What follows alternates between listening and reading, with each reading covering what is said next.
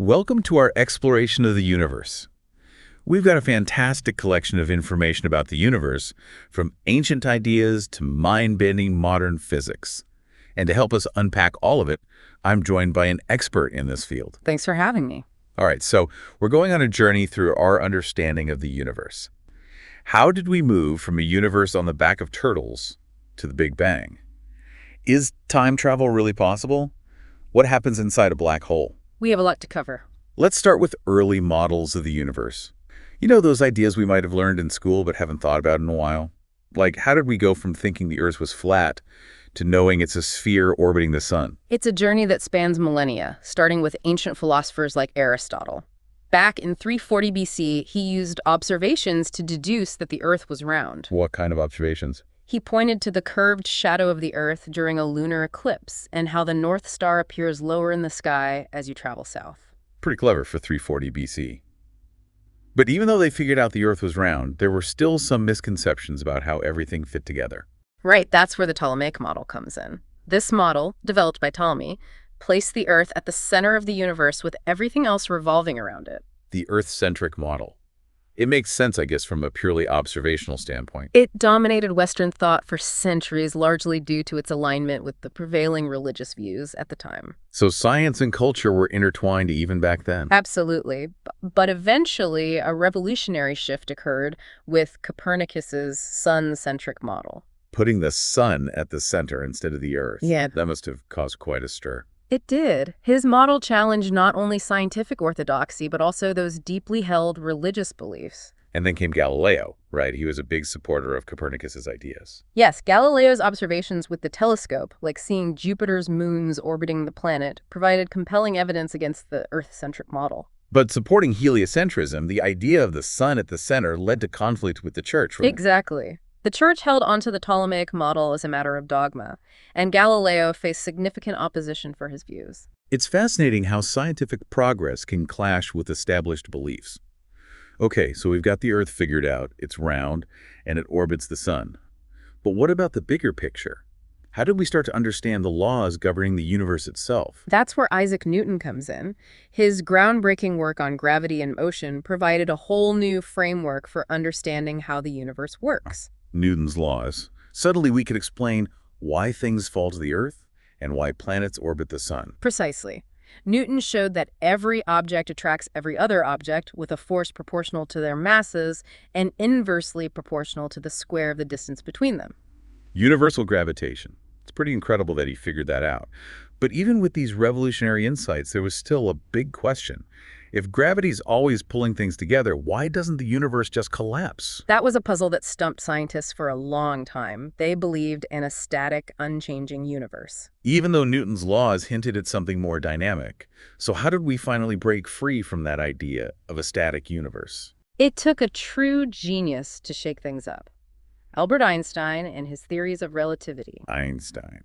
Everyone's heard of relativity, but it's one of those things that's really hard to grasp. It is complex, but the core idea is that the speed of light is constant for all observers, regardless of their motion. So whether you're standing still or zooming through space, light always travels at the same speed. Exactly.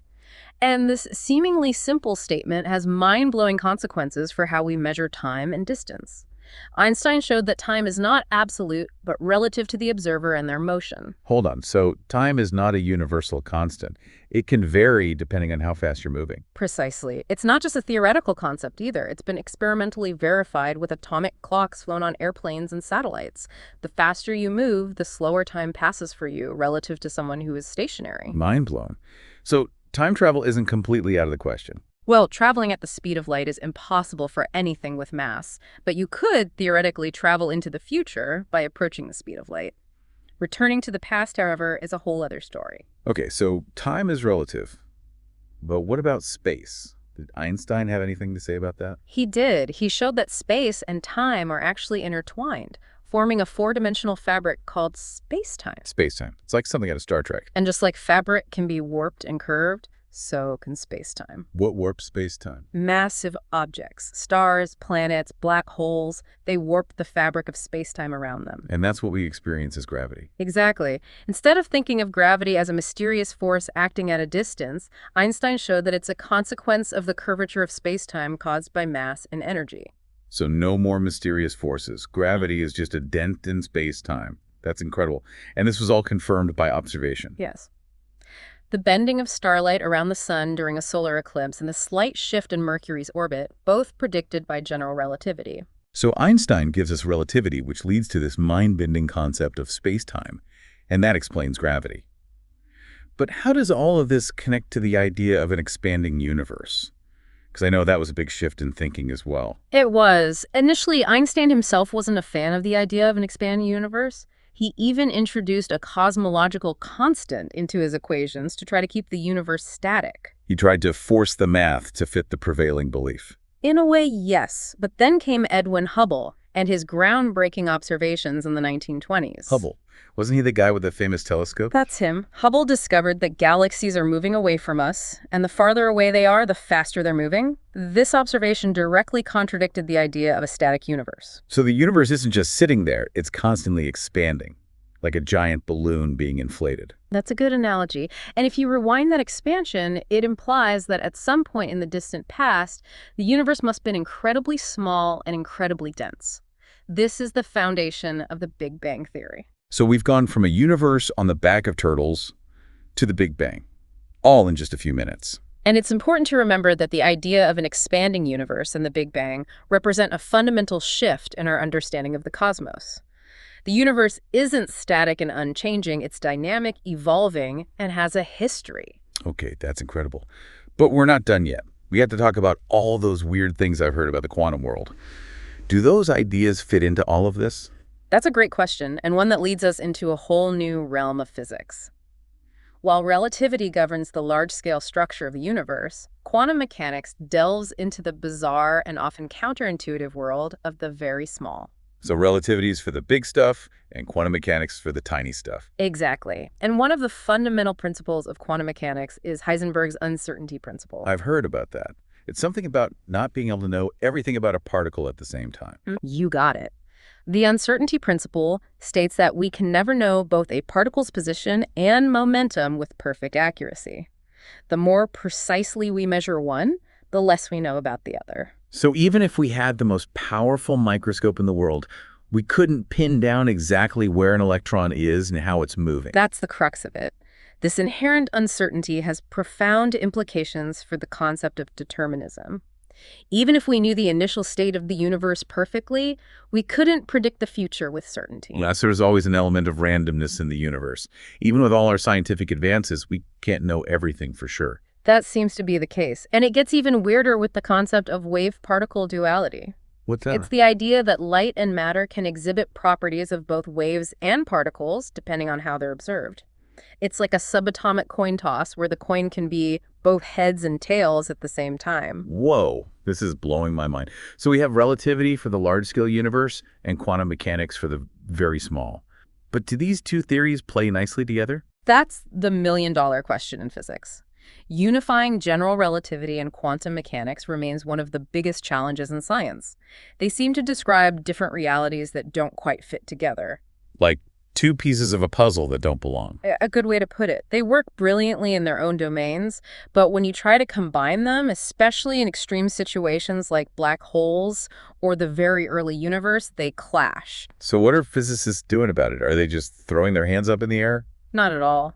The quest for a unified theory, a theory of everything that would seamlessly merge relativity and quantum mechanics, is one of the most active areas of research in physics. Are there any promising candidates for this theory of everything?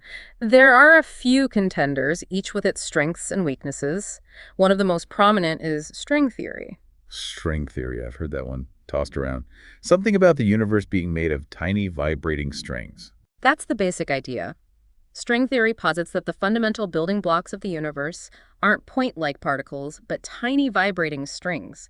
Different vibrations of these strings would give rise to different particles and forces, potentially explaining the diversity we observe in the universe. So string theory could be the key to unlocking the secrets of the universe. It's certainly a compelling idea, but it's still highly theoretical and faces many challenges.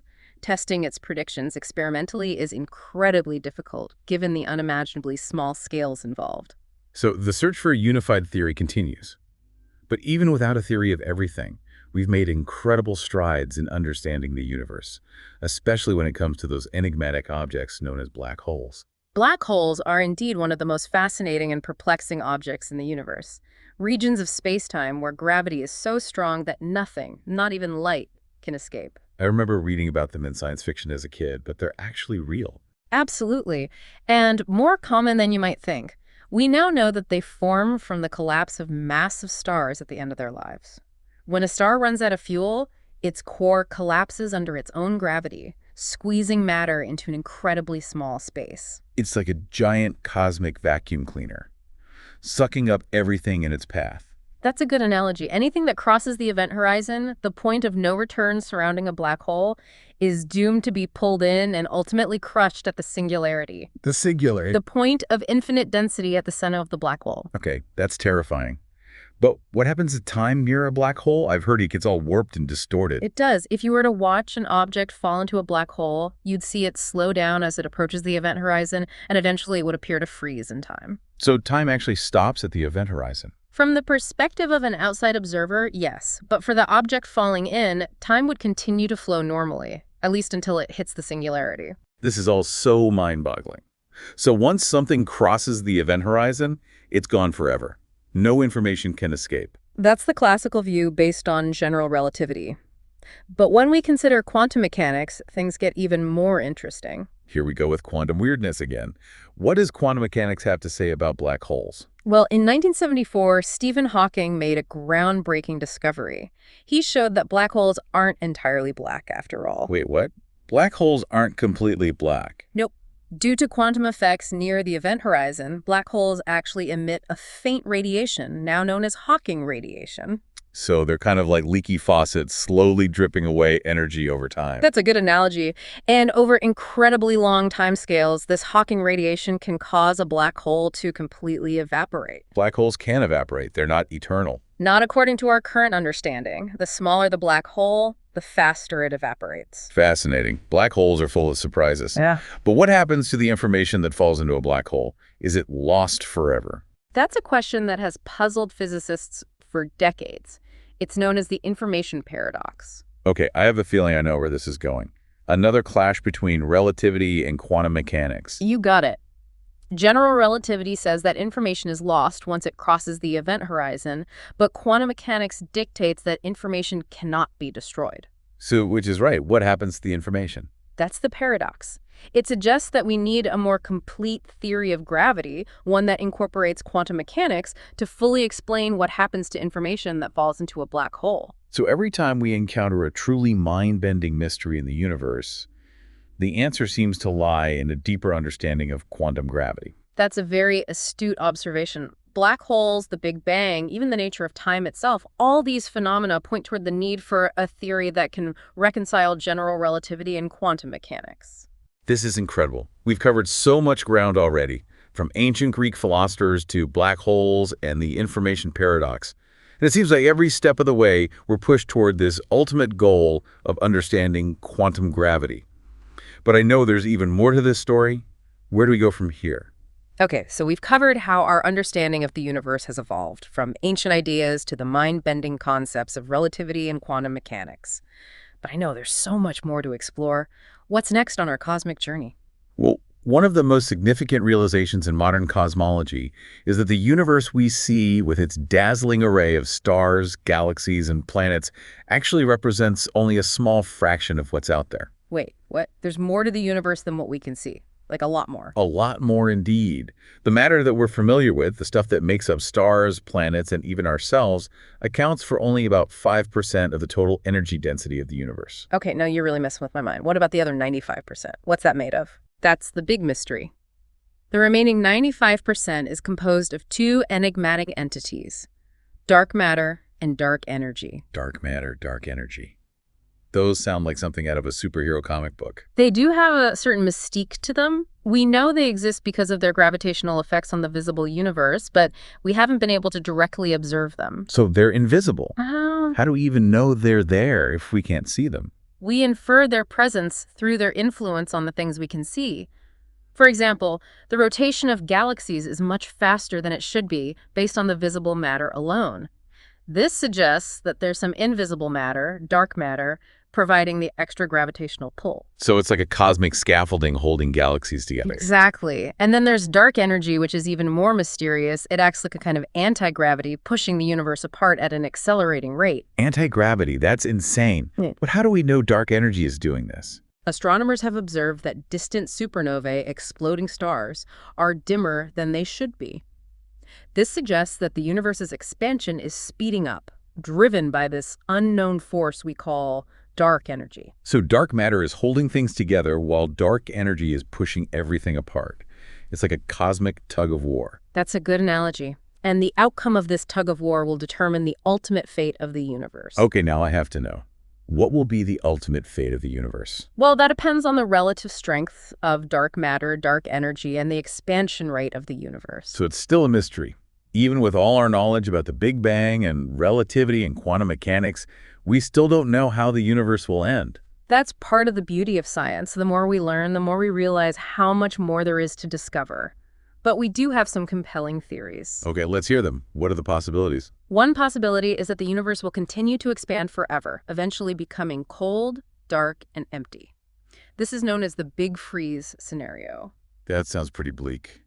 Any other options? Another possibility is that the expansion will eventually slow down and reverse, leading to a big crunch where everything collapses back into a singularity. This scenario would be like a reverse Big Bang. So the universe could end with a bang or a whimper. Exactly.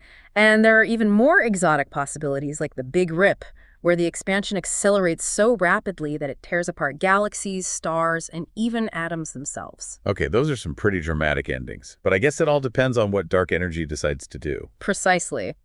The nature of dark energy is one of the most profound mysteries in modern cosmology.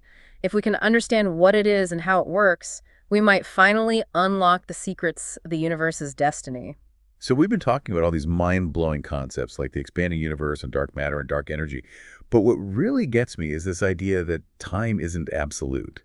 Like, it just seems so counterintuitive to how we experience time in our daily lives. It is a very mind-bending concept. I mean, we think of time as this steady, unchanging kind of backdrop to everything we do. But Einstein showed us that time is actually woven together with space, and it can be warped by gravity. Right. You talked about time dilation earlier, how time slows down for someone moving at high speeds compared to someone standing still. Exactly. And that's not just a theory. Scientists have actually measured this with atomic clocks. And theoretically, if you could approach the speed of light, you could basically travel into the future. That's wild. But could we ever travel back in time? Is that even possible, like in theory? That's where things get really tricky, and physicists are still debating that.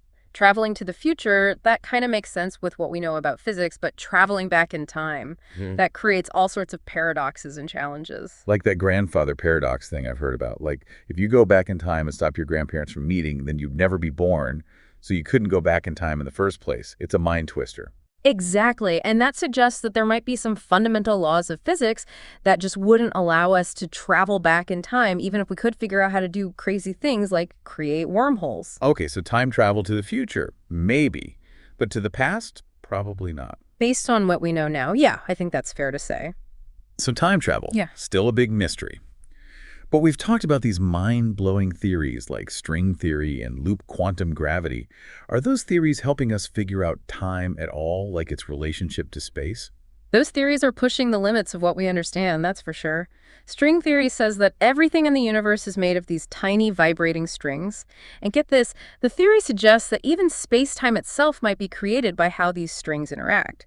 It's a very different picture of reality than what we usually think about. And what about loop quantum gravity? Loop quantum gravity has a different approach. It focuses on quantizing space-time, meaning that instead of space-time being smooth and continuous, it's made up of these incredibly tiny, discrete loops. It's like the universe is built on a grid, a quantum grid. So string theory, it's all about strings, And loop quantum gravity, it's like a pixelated universe. That's kind of a simple way to think about it, but yeah, it helps to picture it. Both of these theories, they're still being worked on, and it's hard to test them out with experiments. But they're really exciting because they might give us a totally new way to understand the universe. It's amazing how much we've learned about the universe, but also how much we still don't know. What are some of the biggest questions that still keep you up at night as a scientist? Oh gosh, there are so many. Like, what is dark matter and dark energy really made of? We know they're out there, but we have no idea what they actually are. And then there's the fate of the universe. What's going to happen? Will it keep expanding forever? Or will it collapse? And is there something even weirder out there that we haven't even thought of? And then there's the question of whether we are alone in the I universe. know. Are we alone? What do you think? When you think about how many galaxies there are, each with billions of stars, it just seems like there has to be other life out there somewhere. But actually finding proof, that would be one of the most incredible discoveries ever. It would completely change how we see ourselves and our place in the universe. Wow. I can't even imagine what that would be like. It would be a huge shift in how we understand everything. Well, I can't wait to see what the future holds for our understanding of the universe. It feels like we're on the verge of some really groundbreaking discoveries. I agree. And the coolest part is the more we learn, the more we realize just how much more there is to learn. Yeah, it's a journey without an end. Exactly. And it's a journey that's open to everyone, you know? It doesn't matter if you're a scientist or just someone who loves to look at the stars and think about the big questions. There's always something new to discover about the universe. That's so true. The universe is filled with wonder, and everyone can experience that. Just look up and ask questions. And never stop being curious. I love that. Well, this has been an awesome conversation. Thank you so much for taking us on this cosmic journey. My pleasure. And to all our listeners out there, we hope this has inspired you to keep exploring the mysteries of the universe. As we've learned, the universe is vast and amazing, and there's always more to learn. Keep looking up. Thanks for joining us, and until next time.